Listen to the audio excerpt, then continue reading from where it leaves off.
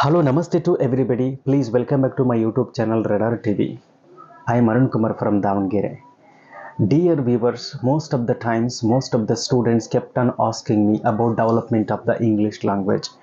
It is not easy to learn English. It is the opinion of few of you. It is very difficult to learn English. It is the opinion of few of you. It is a piece of cake for few.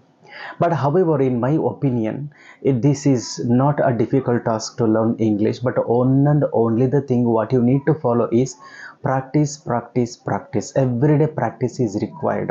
You might have gone to different coaching centers also, you might have taken some coachings also, but even though you are not able to speak in English, what is the reason behind this? Since the fifth standard we have been learning English, even though we have not got the proficiency over the language of English.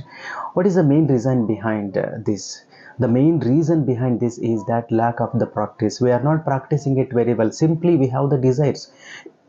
Everyone will have the desire to learn English. Everyone is willing to learn English. Everyone is willing to talk in English to anybody and everybody wherever they are, isn't it?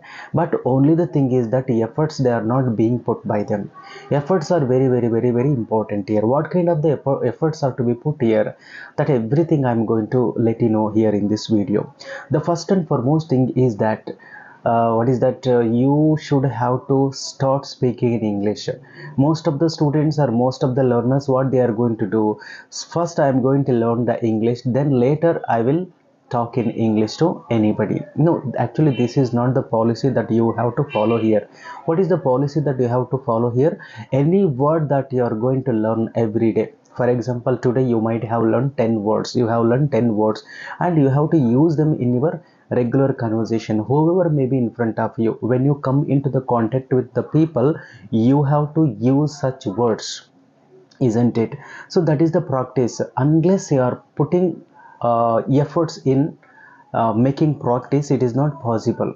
It is not possible. You will never find a success in your life with respect to learning English. So that is the reason why the five important things are there that you have to learn here. Of course I agree. Just imagine that your mother, she is not good at English. Your mother is not good at English.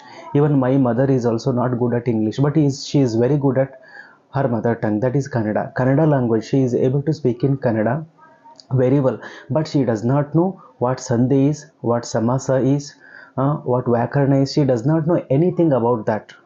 But even though she is able to speak in English, she is able to speak in Kannada.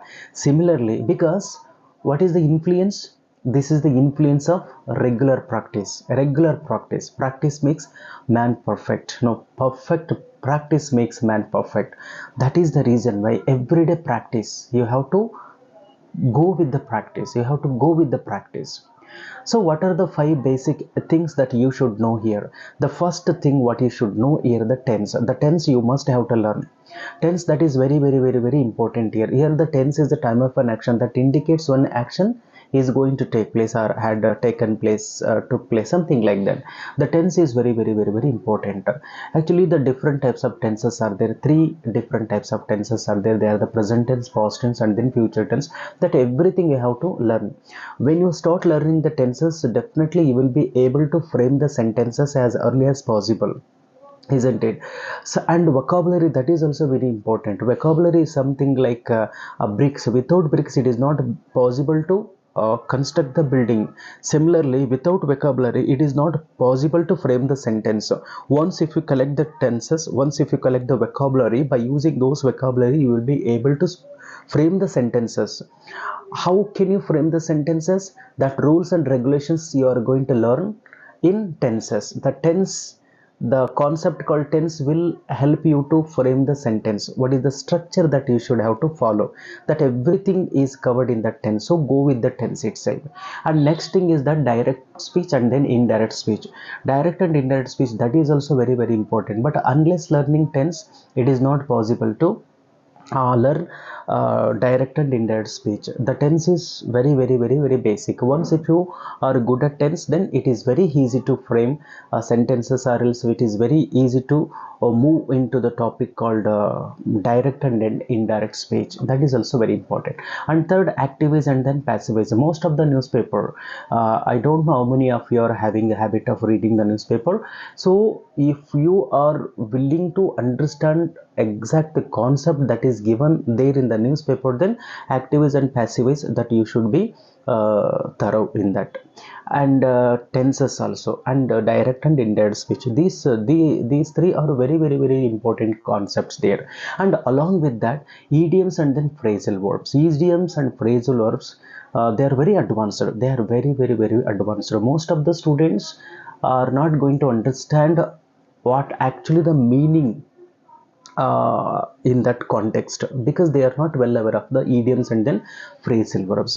There is a list of idioms and phrasal verbs, but that is the later part. But before that, what you should have to learn is tenses. They are very important.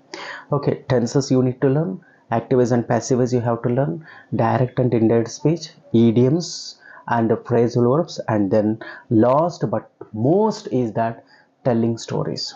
You have to start telling the stories.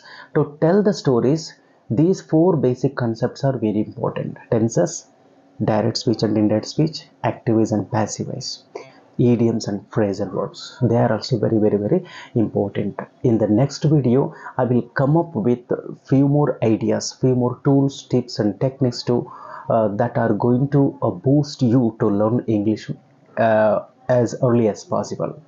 Thank you. Keep watching. Thank you.